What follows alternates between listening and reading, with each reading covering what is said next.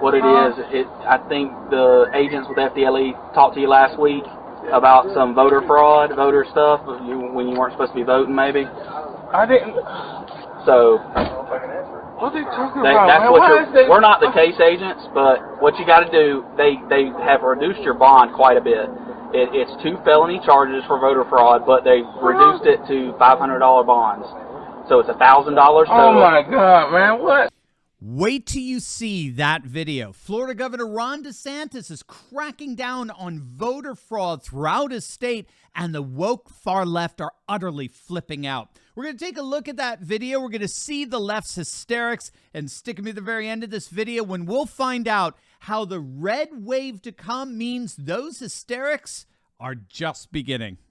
Back in April, Florida Governor Ron DeSantis took the bold and decisive step in guaranteeing election integrity in the state by creating a fully staffed statewide law enforcement office whose sole job is to enforce election law and crack down on any and all election crimes. The state of Florida has charged and is in the process of arresting 20 individuals across the state for voter fraud.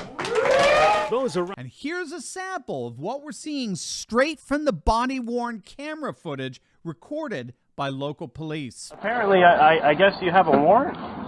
For what? I'm not sure. For voter stuff, man. For voters. What it is, I think the agents with FDLE talked to you last week about some voter fraud, voter stuff, when you weren't supposed to be voting, maybe. I didn't. So, what are they talking about? That's what we're not the case agents, but what you got to do, they have reduced your bond quite a bit. It's 2 felony charges for voter fraud, but they reduced it to $500 bonds. So it's $1,000 total. Oh my God, man, what? Yes, sir. So unfortunately, right now we're going to have to take you to jail. Wow, man. Why are they doing this to me? That's what you're getting at? I didn't do nothing to nobody, man. Voter fraud. What is voter fraud? Voting when you're not supposed to, sir, is what our understanding of the law is. Because of your sex offender status, you're not supposed to be voting. You don't have a non-support warrant. They didn't. Nobody. What they got? I don't know this. Voter fraud. Let's walk over to my car, okay? Why is y'all doing this now and this happened years ago? I don't know. I have no idea, man. This is crazy, man. Yes, sir. We're going to go over to the hood of my car, and I got to search you, okay? What is wrong with this state, man? What are you talking about? Voter fraud. Now, obviously, the left-wing media is going nuts over this. Florida governor and 2024 hopeful Ron DeSantis in mid-August in Florida's bluest county, Broward County, crowing about what he and his party think is a major achievement, arresting 20 Floridians for voting. Back in April, DeSantis took advantage of Donald Trump's big lie, becoming the first governor in America to sign a bill creating an election police force. That Office of Election Crimes and Security is tasked with enforcing voting laws.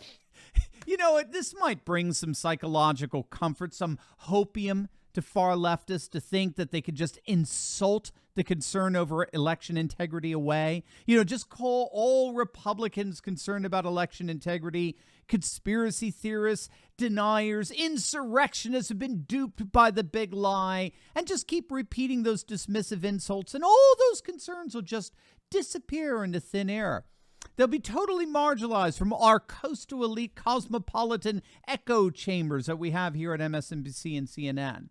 But unfortunately for them, the hopium is beginning to wear off. These far-left activists disguised as journalists are slowly coming to the panicked recognition that Republicans are increasingly in charge, and they are going to enforce the electoral concerns of their constituents. And that's exactly what we're seeing in Florida, as well as Georgia, Arizona, and a number of other red states throughout the nation. And so now the far left has gone from whining and complaining about what they've been calling voter suppression laws to now actually accusing Republicans of staging, I kid you not, what they're calling a soft coup led by President Trump. CNN's gone even farther. You're not going to believe what CNN had to say. But first, let me ask you, how much money do you think you would save in interest payments if you could pay off your mortgage in 5 to 7 years without any change in your current income?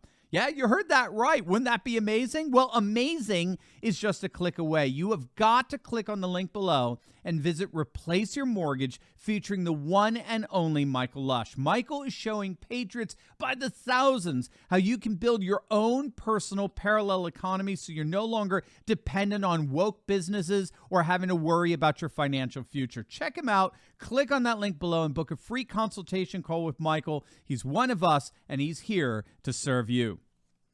CNN is actually accusing President Trump of running a shadow government, literally a shadow presidency. Now, keep in mind, this isn't actually that far off. Shadow governments are actually part of European parliamentary systems. Technically speaking, shadow governments are what are called shadow cabinets.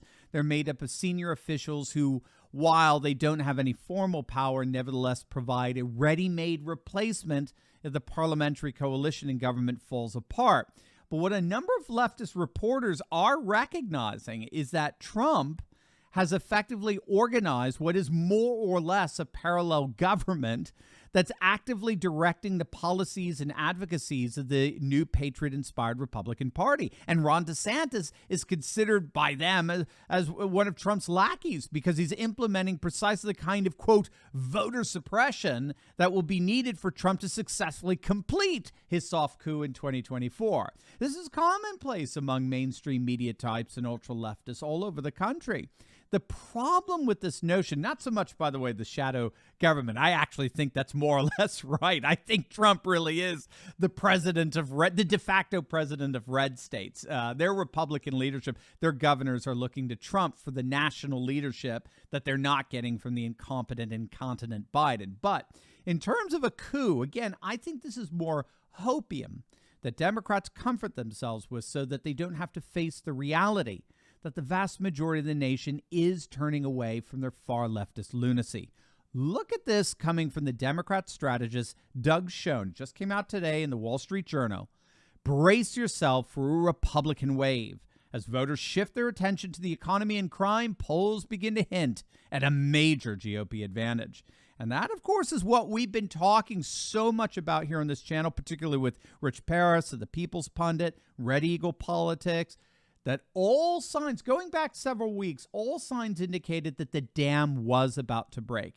That the undecideds, who were almost all independents, who despised Biden and were radically concerned about the economy, that when they finally made their decision for who they would vote for, inevitably they were going to vote for the candidate who would put a stop to Biden, meaning the Republican candidate. And that is exactly what we're seeing. The poll momentum is radically shifting to the GOP's favor, so much so that Doug Schoen is actually predicting another 1994 Gingrich-like Republican revolution. And so this brings us full circle back to what DeSantis is doing with the election police and the election integrity laws that have been passed by so many red states. What they're doing, whether the far left likes it or not, they are enacting precisely what they were elected to enact. They're fulfilling the interests and concerns of their constituents, which are radically different from the interests and concerns of the cosmopolitan elites who comprise cable news shows. They, no doubt, will continue to malign and impugn and mock and ridicule those concerns. But if the polls coming out this week are any indicator, it's patriots like Trump and Ron DeSantis who will most certainly be having the last laugh. As always, make sure to smack that bell and subscribe button. You will definitely want to check out my latest video on Twitter, finally surrendering to Elon Musk as patriots take over social media. You're going to absolutely love it. So make sure to click on that link, and I will see you over there. God bless.